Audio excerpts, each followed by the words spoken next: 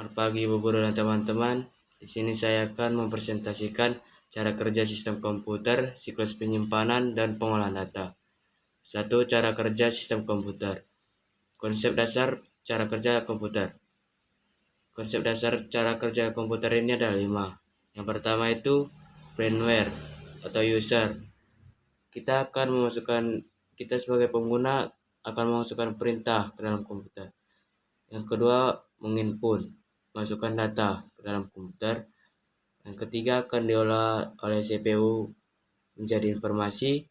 Yang kelima, output atau keluaran. Ini akan menampilkan hasil pengolahan data berupa informasi. Yang kelima, kita sebagai pengguna akan menerima informasi dari pengolahan data. Cara kerja komputer. Yang pertama itu klik pada mouse. Dan mouse ini akan mengirimkan informasi ke CPU. Dan CPU akan mengirim informasi ke motherboard. Motherboard ini bertindak seperti mata, telinga, mulut, dan tangan dari komputer. Motherboard ini ada 2 peran. Yang pertama sebagai environment, dan yang kedua menjaga CPU supaya tidak terlalu panas. Dan motherboard ini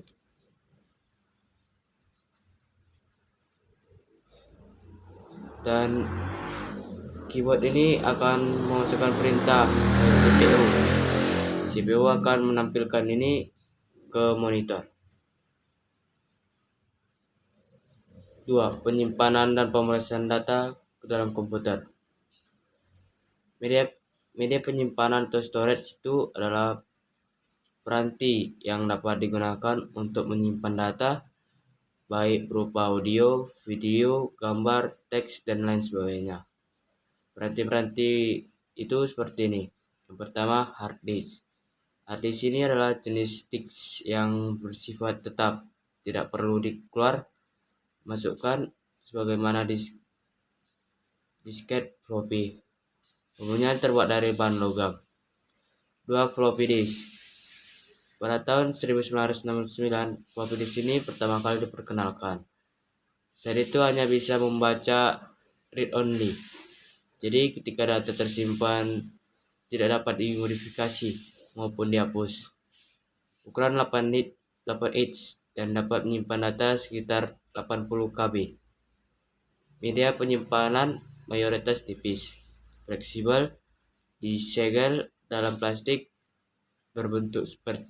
berbentuk persegi atau persegi panjang. 3. Compact disk. Compact disk ini merupakan media penyimpanan yang termasuk ke dalam penyimpanan sekunder atau secondary storage yang paling banyak dipakai dalam sistem komputer modern. Kelebihannya ini adalah kapasitas penyimpanan pada media ini lebih besar dari media penyimpanan lainnya. Bahkan sudah mencapai per byte dan kecepatan aksesnya sudah tinggi. Kekurangannya adalah lebih mahal jika dibandingkan dengan media penyimpanan lainnya. 4. Yang keempat ini adalah flash disk.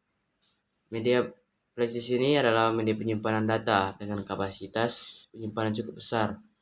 Biasanya ada yang mencapai 32 GB. Flash disk dihubungkan dengan komputer melalui USB. Akses datanya lebih cepat daripada CD dan DVD. Yang kelima, memory card. Memory card ini adalah media penyimpanan data yang pada kapasitas antara 2 GB dan seterusnya, termasuk ke dalam peranti komputer maupun Android. Pengolahan data. Pengolahan data ini merupakan kejadian yang diangkat dari suatu kenyataan. Yang pertama itu storage. Storage ini akan dimasukkan ke dalam prosesor. Prosesor ini akan mengubah menjadi informasi. Contoh perangkat lunak pengolah data angka itu ada 3. Yang pertama itu Microsoft Excel. Microsoft Excel ini perangkat lunak pengolah angka yang tergabung dalam Microsoft Office. Dia bersifat keuangan dan grafik. 2. OpenOffice Calculator. OpenOffice Calculator ini perangkat lunak mengolah angka bersifat open source dan sering disebut CALC. Yang ketiga ini WPS Spreadsheet. WPS Office atau lebih dikenal dengan istilah writer, presentation atau spreadsheet, dan sering disebut King of Office. Demikian presentasi saya. Sekian dan terima kasih.